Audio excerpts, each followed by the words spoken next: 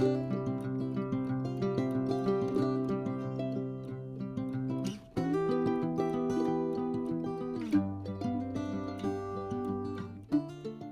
à tous, on se retrouve aujourd'hui pour un nouveau tutoriel maquillage et qui va être encore une fois avec la palette Glam de Natasha Denona. Donc moi c'est une palette que j'aime beaucoup, qui est vraiment très très belle avec des fards. Bon bah ça c'est de la qualité Natasha Denona, donc ça se travaille extrêmement bien.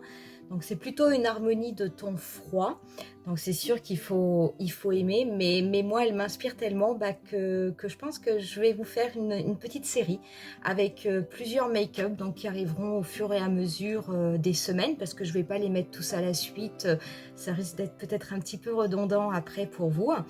Et on avait déjà fait, j'avais déjà publié un premier look qui était le Soft Glam.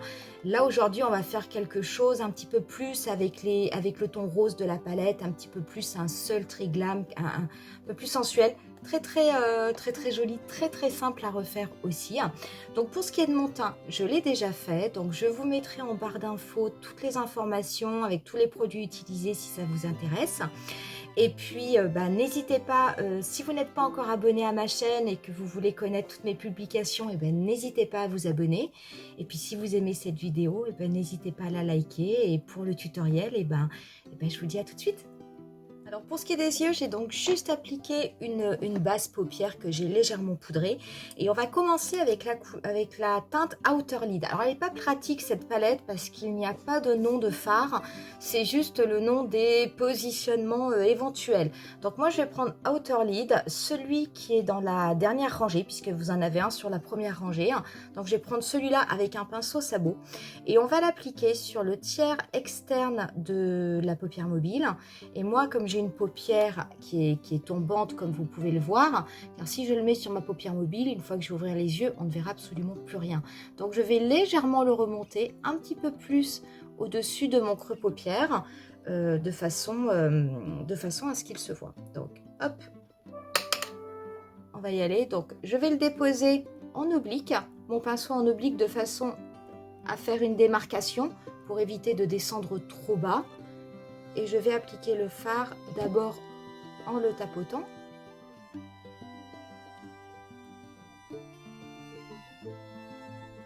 Voilà.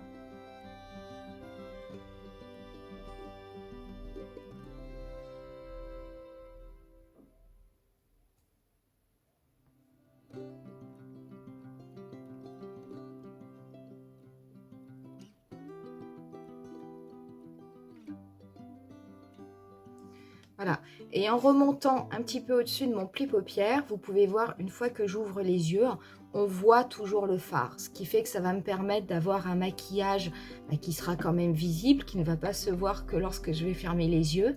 Et le fait de remonter un petit peu mes fards au-dessus du creux paupière, ça va aussi agrandir mon regard.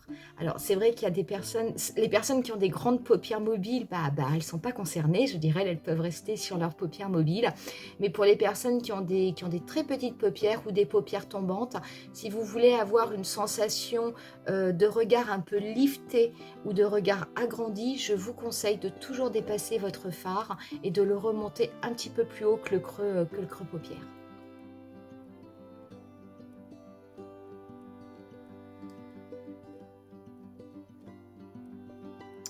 Une fois qu'on a fait ça, qu'on l'a fait des deux côtés, alors la forme n'est pas forcément extrêmement précise, mais ça n'est pas grave parce qu'on va venir l'estomper avec une couleur. Donc moi, je vais prendre la teinte Crease et avec un pinceau, ça c'est un MAC 217. Hop, donc je le trempe dedans et je vais venir estomper les bords de ma couleur Outer Eyelid que j'ai déposé en premier. Et je vais commencer également à mettre un petit peu de fard au niveau de mon creux paupière. Alors par contre, pour estomper, vraiment, je pose à peine le pinceau. Il ne faut pas du tout y aller fort. Hein. D'abord, ce sont des fards très pigmentés, ce sont des fards très crémeux qui se travaillent extrêmement bien. Il faut juste prendre votre temps. Donc on estompe bien sur le dessus. Et on va commencer à prolonger, hop, en estompant. On va prolonger le trait un petit peu plus sur l'intérieur de l'œil. Je suis au niveau de mon creux paupière et alors légèrement au-dessus de mon creux paupière, hein, mais pas beaucoup. Je garde quand même un petit espace avec mes sourcils parce qu'on va mettre une autre teinte. Et je vais également estomper donc sur l'extérieur en précisant ma forme en V. Et je vais aussi estomper sur l'intérieur de façon à dégrader la couleur et qu'après elle se fonde mieux avec la teinte que l'on va appliquer au niveau du centre de l'œil. Tout de suite, vous voyez, ça fait un effet quand même beaucoup plus fumé, beaucoup plus travaillé que celui-ci. Et on va estomper du coup également de l'autre côté.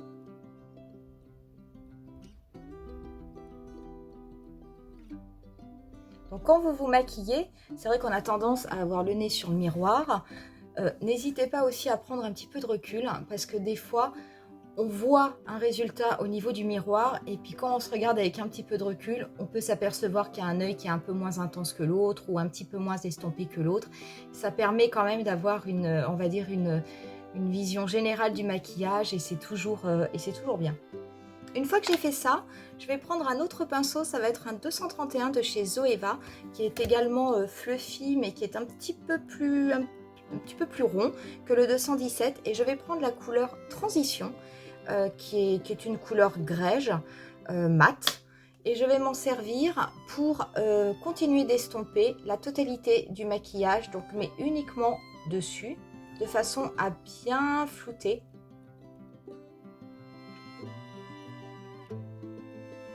Donc là, on peut voir qu'on a quand même un résultat qui est bien fumé au niveau des deux yeux.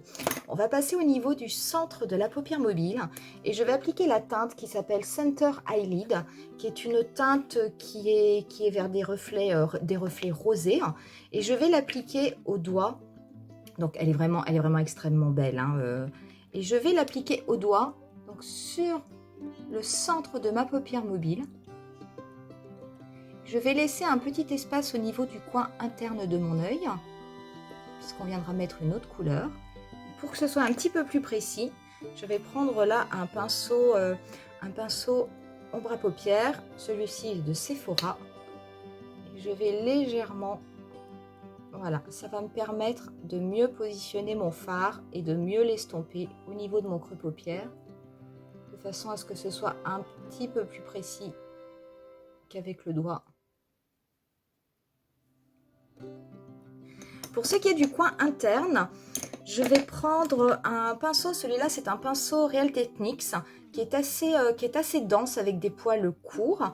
Et je vais prendre la teinte Inner Corner, donc pareil, il y en a deux dans la palette.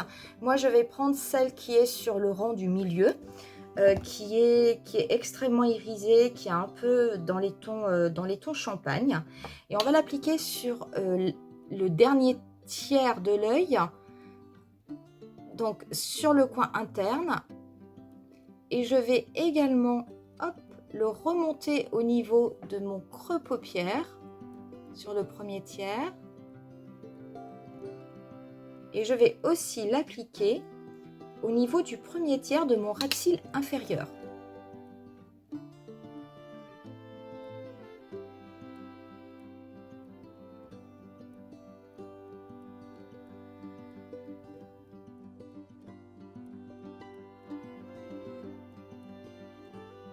On va s'occuper maintenant du ras de cils inférieur. Donc je vais prendre un pinceau MAC, c'est le 221, qui est un pinceau assez fin. Et je vais commencer par prendre la teinte grise dont on s'était servi pour estomper le dessus. En fait, je vais reporter les couleurs qu'on a mis en haut, je vais les reporter en bas. Et je vais commencer à l'appliquer au niveau de mon coin externe. Ce qui va me permettre de connecter avec ma forme en V que j'ai dégradée juste avant. Et une fois qu'on a fait ça, on va prendre ensuite la teinte, on va reprendre Outer Eyelid et on va également l'appliquer au niveau du ras de cils externe et on va le connecter avec la teinte irisée qu'on a mis au niveau du tiers interne.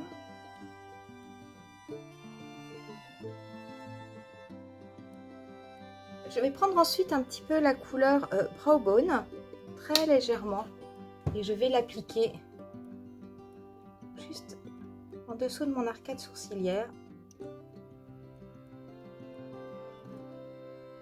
Et ensuite, pour terminer, donc en bas, on va reprendre la teinte Transition qui va nous servir à dégrader le tout et à donner un effet extrêmement fumé au niveau du ras de cils.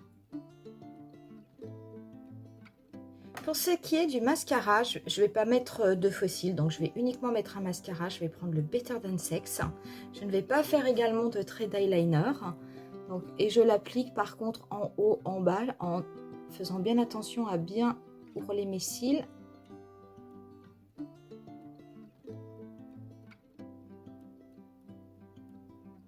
Voilà, une fois que j'ai appliqué mon mascara, je vais juste finir mon teint et faire les lèvres. Donc je vais prendre la palette Tan, la Glow Bronze and Glow palette de Natasha Denona, et je vais prendre avec un kabuki donc la teinte mate. Je vais y aller légèrement parce que ce sont des teintes extrêmement irisées et je vais juste m'en servir un petit peu en tant que bronzer. Je vais ensuite me servir comme blush. Je vais prendre le Bloom qui est une couleur extrêmement irisée, un petit peu corail rosé, donc qui ira très très bien. Pareil, j'y vais très légèrement parce que c'est un fard où on peut tout de suite ressembler, très vite ressembler à une poupée russe.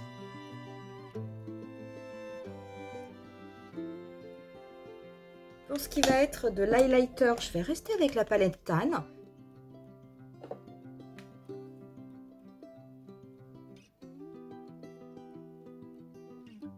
Pour ce qui est des lèvres, je vais appliquer un gloss nude. Je n'avais pas, dans la gamme Lipophoria, moi je n'ai que le corail.